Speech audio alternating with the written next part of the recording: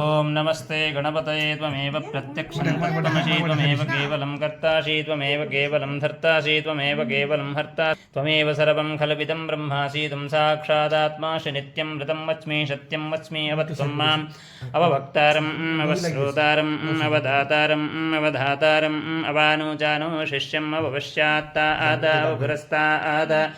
अवोत्तरात्ता आदावदक्षिणात्ता आदावचोर्ध्वात्ता आदावाधरात्ता आद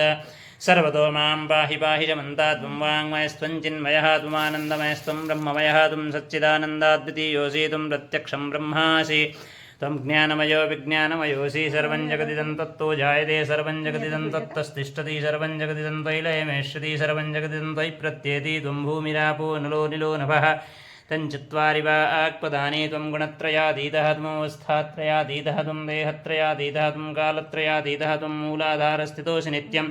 त्वं शक्तित्रयात्मकः त्वां योगिनो ध्यायन्ति नित्यं त्वं ब्रह्मा त्वं विष्णुस्त्वं रुद्रस्त्वमिन्द्रस्त्वमग्निस्त्वं वायुस्त्वं सूर्यस्त्वं चन्द्रमास्त्वं ब्रह्मभूर्भुवस्वरो फडादीन् पूर्वमुच्चार्यवर्णादीं तदनन्तरं मनुष्वारः परतरः हृदेन्दुलसितं तारेण रुद्धं एतत्तवनुष्वरूपं गकारः पूर्वरूपं मकारो मध्यमरूपम्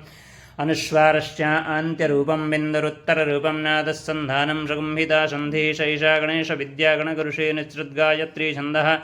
श्रीमहागणपतिर्देवता ॐ गङ्गणपतये नमः एकदन्ताय विद्महे वक्रतुण्डाय धीमहि तन्नो दन्ती प्रचोदयात्